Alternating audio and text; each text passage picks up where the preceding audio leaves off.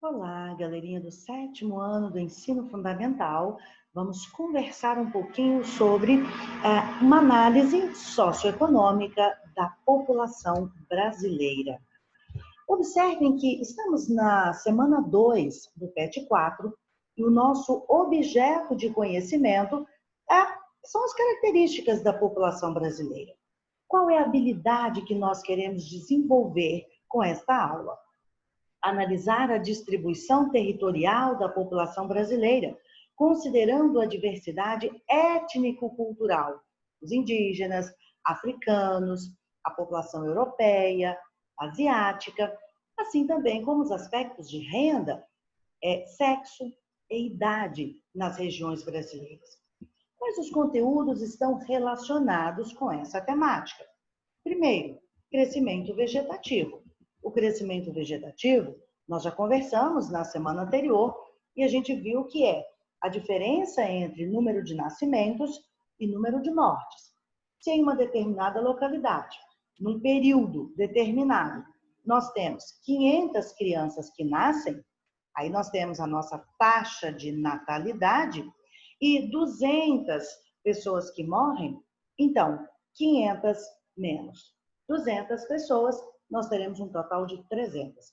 300, esse número 300 é então o crescimento vegetativo. É esse crescimento, é esse total que será contabilizado ao número populacional, certo? Ainda também temos a taxa de analfabetismo, que é uma questão importante também para se considerar a qualidade de vida de uma população. Nós também já falamos sobre o censo demográfico, que é uma pesquisa que se faz através do IBGE, Instituto Brasileiro de Geografia e Estatística, e através desse censo demográfico, nós conhecemos características como acesso à moradia, saneamento básico, educação, renda, os setores da economia, em quais setores essa população ela está ocupada. No setor primário, onde nós temos atividade como agricultura, pecuária, atividade extrativista, ou no setor secundário, a indústria, por exemplo. E quantas pessoas estão ocupadas no setor terciário, setor de serviços, né, comércio? Então, o censo demográfico, ele nos traz todas essas informações. Esse é o nosso assunto do PET 4. Queridos, fique por dentro dos conceitos. Eu trouxe para vocês algumas nuvens de palavras. Observem que algumas palavras estão em destaque nessas nuvens, como, por exemplo, povo. Nessa primeira nuvem, nós temos em destaque a palavra povo. Aqui, nós também temos uma repetição, né, dessa palavra povo. Povo, nação. Estamos falando exatamente sobre as características da população do Brasil. Ou seja, estamos conhecendo a nação brasileira em seus aspectos diversos, em sua diversidade cultural, né? Onde essa população está ocupada e distribuída pelo território. E, obviamente, essa população, ela busca o quê? Uma qualidade de vida. E para que nós tenhamos, então, qualidade de vida, essa população precisa de oportunidade, ela precisa de menos corrupção, ela precisa de segurança, né? Então, nós estamos pensando na construção de um país, né, que no caso é o nosso país, o Brasil, como uma nação forte, uma nação próspera, né, onde qualidade de vida seja a nossa marca registrada. Então, nós precisamos lutar por isso. Queridos, vamos entender um pouquinho o que significa PIB per capita. PIB significa Produto Interno Bruto. Per capita, por pessoa. Então, PIB per capita é a quantidade de renda, é o valor, né, rentável de uma pessoa, né, no contexto geral da população. PIB per capita e concentração de renda. Uma das formas usadas para avaliar a riqueza de um país, estado ou município é analisar o PIB per capita por pessoa, o PIB per capita, PIB por pessoa de seus habitantes. Para calcular esse índice econômico, ou seja, quanto cada pessoa rende, né, em termos econômicos, né, divide-se o produto interno bruto pelo total da população. Então, nós vamos pegar a renda, né, da população brasileira e vamos dividir essa renda pelo número da população. Observem, meus queridos, que esse valor é uma média e não traduz a desigualdade entre os mais ricos e os mais pobres. A maior parte da riqueza encontra-se concentrada nas mãos de uma parcela mínima da população. Vamos entender como isso acontece. Vamos observar o seguinte: nós temos aqui nesse quadro a representação de uma família. Vamos imaginar que nós vamos transportar essa ideia depois para o país. Essa família é como se fosse o nosso país. Então, vamos entender. Então, nós temos aqui uma família. Nessa família, nós temos a avó, né? A avó tem uma renda mensal de R$ 3.000. Temos 2 filhos, né? Mas esses 2 filhos, eles não estão em idade, né, produtiva, em idade de trabalho. Então, esses filhos não têm renda, certo? A mãe, ela possui uma renda mensal de R$ 5.000. Ou seja, observe que eu vou ter uma renda total aqui, ó, 5.000 da mãe mais 3.000 da avó, eu vou ter uma renda total de R$ 8.000. Eu vou pegar essa renda total e dividir pelo número da população dessa família, ou número de pessoas que compõem essa família. Então, a minha renda total é 8.000. Quantas pessoas compõem a família? 4 pessoas. Então, se eu dividir 8.000 por 4 pessoas, a renda per capita, a renda por pessoa desta família será de R$ 2.000. Beleza. Esse é o cálculo. Nós faríamos a mesma coisa se estivéssemos calculando a renda do Brasil, né, dividido pelo número populacional. Mas eu pergunto para vocês, nós temos aqui no slide anterior a seguinte informação: esse valor é uma média, não traduz a desigualdade entre mais ricos e mais pobres. Então, o que nós vamos observar? Será que essa menina, essa garotinha e esse garotinho, eles ganham esses R$ 2.000? Não, não ganham. Então, o que nós temos aqui de renda per capita, R$ 2.000, não traduz a diferença que existe dentro dessa família. Na real, só a avó e a mãe ganham, mas a renda per capita, ela significa uma divisão da renda. Se todas as pessoas tivessem uma renda mensal, seria de R$ 2.000, certo? No entanto, eu tenho uma concentração de renda nas mãos da avó e da mãe. Essa mesma realidade é a realidade do nosso país. Então, nós temos uma renda per capita definida no nosso país, o que não significa que todas as pessoas possuem aquela mesma renda. Algumas possuem mais, outras possuem menos. Queridos, vamos observar o PIB de 2019 no Brasil. O Brasil registrou um rendimento domiciliar per capita de R$ 1.438,67 em 2019. O valor foi anunciado pelo IBGE. O que nós vamos observar? Esses 1.439 é exatamente o que eu falei para vocês. Isso corresponde à média. Não significa que todas as pessoas ganham exatamente o mesmo valor. Não significa que todas as regiões do Brasil estão no mesmo patamar. Muito pelo contrário. O IBGE, ele faz, então, ele traz uma informação importante. E aqui, ó, a Agenda Brasil, Rio de Janeiro, ela também fez uma publicação muito interessante analisando o PIB 2019. Qual é a conclusão que nós chegamos? Que a maior renda no Brasil está no Distrito Federal. Foi a unidade da federação com a maior renda em domicílio per capita. No Distrito Federal, Brasília, nós tivemos R$ 2.685,76 por pessoa. Foi a maior renda registrada. Enquanto que o Maranhão registrou o menor valor, R$ 635,59 por pessoa. Observem os dados que nós temos. Então, veja, maior renda no Distrito Federal, Brasília, e a menor renda no Brasil, em Maranhão. Meus queridos, observem aqui, ó, esses dados, referem-se à nossa região. São Paulo foi a maior da nossa região, Sudeste, R$ 1.945 e alguns centavos. No Rio de Janeiro, R$ 1.881 e alguns centavos. E em Minas Gerais, R$ 1.357,59 centavos. Então, o PIB, né, essa divisão da renda do país pelo número populacional, refere-se a uma média, certo? Queridos, nós vamos então conhecer aqui alguns aspectos que precisam ser considerados para que uma população tenha qualidade de vida. O primeiro aspecto, educação. Então, observem comigo. A educação é fundamental para o desenvolvimento econômico e social de uma população. Embora o Brasil tenha avançado nesse campo nas últimas décadas, ainda há muito a ser feito.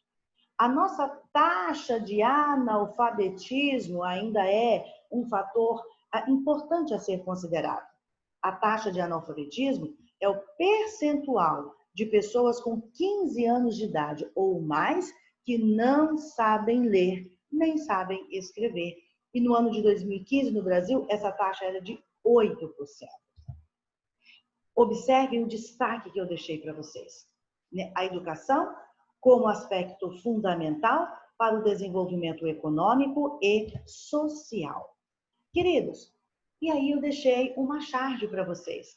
Observe, o garoto, ele diz o seguinte: eu não sei o que está escrito ali, né? Mas ele diz, mas aposto que é bonito. Então, queridos, vejam, a leitura, ela faz a diferença na vida das pessoas. Ela tira a pessoa da ignorância.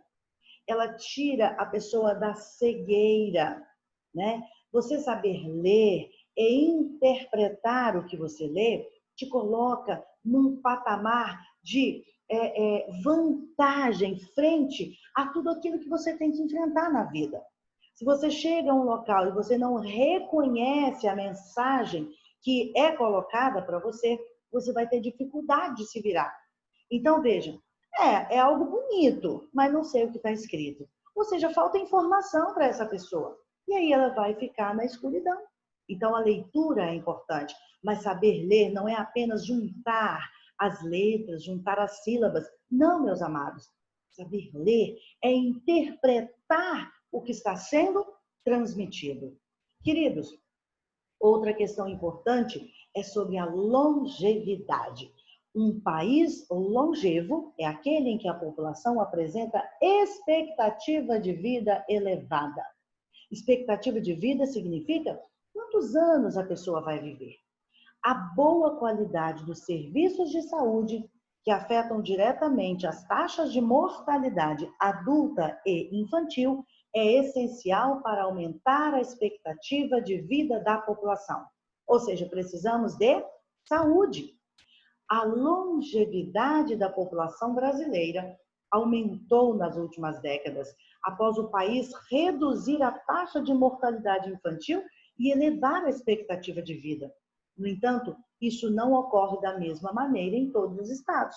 Vocês já viram que existe uma desigualdade social, uma desigualdade econômica de região para região. Em alguns locais, a taxa de mortalidade diminuiu, em outros, não. Então, nós vamos ter expectativa de vida diferente de região para região. Então, vejam, a expectativa de vida dos brasileiros é em torno de 76 anos, né? 76,7 anos, quase 77 anos. Mas cabe ressaltar que a expectativa de vida muda conforme o ano de nascimento da pessoa e conforme o sexo, né? Existe informação, existe estudo científico que diz que as mulheres, elas vivem mais que os homens, né? Por exemplo, quem está com 30 anos agora, né? Talvez mamãe aí tenha 30 anos, está nessa faixa de 30 anos, terá um tempo médio de vida diferente de quem acabou de nascer. Nós estamos tratando de projeção de sobrevida. Então, vamos ver. Aos 30 anos, nós temos 48,7 de expectativa de sobrevida, ou seja, uma expectativa de vida de 78,7 anos. Aos 40 anos, nós temos uma expectativa de 79,5. Quem está na faixa dos 50 anos tem uma expectativa de vida de 80,7 anos. Então, veja que a expectativa de vida está aumentando, né? Quem está na faixa aos 60 anos, a expectativa de vida é de 82,6 anos. Agora, veja, 70 anos, a expectativa de vida é de 85,3 anos. Aos 80 anos ou mais, ou seja, 9,6 de expectativa de sobrevida, ou seja, expectativa de vida de 89,6 ou mais. Então, a expectativa de vida, ela é diferente para quem acabou de nascer, né? E o que nós temos aí, uma projeção de sobrevida.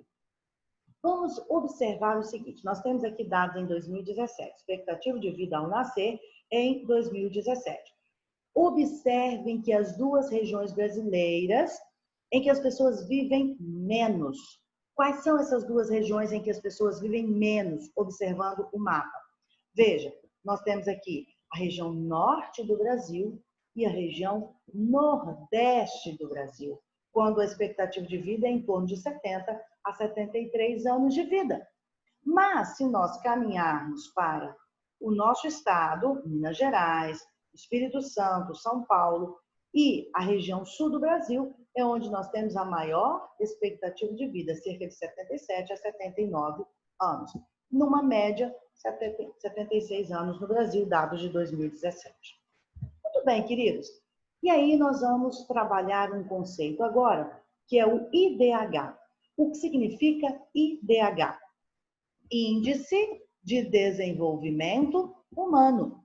O Índice de Desenvolvimento Humano de um município, estado ou país leva em consideração para ser calculado a renda, a educação e a longevidade ou expectativa de vida de uma população. Então, são três aspectos: a renda, a educação e a expectativa de vida. O valor, né, do índice de desenvolvimento humano, ele varia de 0 a 1. Quanto mais próximo de 1, melhor será a qualidade de vida. Quanto mais próximo de 0, pior será a qualidade de vida. Então, os índices eles variam em IDH baixo, médio, elevado ou muito elevado. O IDH do Brasil evoluiu nas últimas décadas. Em 2015, alcançou o valor de 0,774. Veja, 0,774 está mais próximo do 1. Então, é considerado um IDH elevado e é bem superior ao que foi registrado em 90, que era de 0,590. Significa que o Brasil melhorou a sua qualidade de vida. Em quais aspectos? Em termos de renda, em termos de educação e em termos de longevidade. Queridos, então eu deixei em destaque para vocês, né? Os três aspectos que nós precisamos levar em conta para calcular o IDH. Também nós temos uma consideração importante a se fazer. Também deixei destaque para vocês. Qual é o IDH do Brasil? O IDH é o IDH elevado, 0,774, né, com alguma alteração, né, porque estamos com dados aí já ultrapassados, 2015, mas nós sabemos que houve uma, digamos que uma evolução, houve uma melhora na qualidade de vida da população. Índice de Desenvolvimento Humano. Queridos, observe, quanto mais próximo do 1, melhor é a qualidade de vida. E o Brasil, o país que se destaca, né, a Noruega, com 949, 0,949, uma excelente qualidade de vida. O Brasil está nessa faixa, né, com um IDH considerado elevado, mas à medida que esse valor se aproxima do 0, meus amados, aí a coisa fica feia. Observe, 0,352 para a República Centro-Africana. O Chile também tem uma qualidade de vida boa, melhor que a do Brasil, né? A Guiana com uma qualidade de vida, digamos que inferior à do Brasil, 638, pode melhorar bastante a qualidade de vida, mas de todos esses países, o pior em educação, o pior em renda, o pior em longevidade de vida, onde as pessoas vivem menos? Aqui na República Centro-Africana, né? As pessoas morrem mais cedo. E aí, meus queridos, o IDH geral, o Brasil, observe que nós aqui já temos um dado, né, do IDH do Brasil mais atualizado, 761. E essa posição é uma posição, um destaque no mundo, né? O IDH é elevado. Agora, se nós considerarmos os estados brasileiros, essa vai ser a nossa, né, listinha dos 10 estados brasileiros com melhor qualidade de vida. Vamos começar? Em primeiro lugar, nós temos o Distrito Federal, Brasília, capital do Brasil, com 0,839.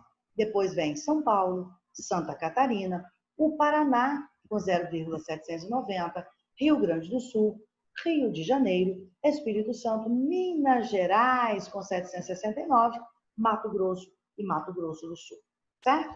Meus queridos, eu deixo para vocês o meu abraço, né? Fico à disposição de vocês, façam as perguntas que vocês precisarem e nós estamos aqui para ajudá-los na necessidade de vocês. Fiquem com Deus, até a próxima aula.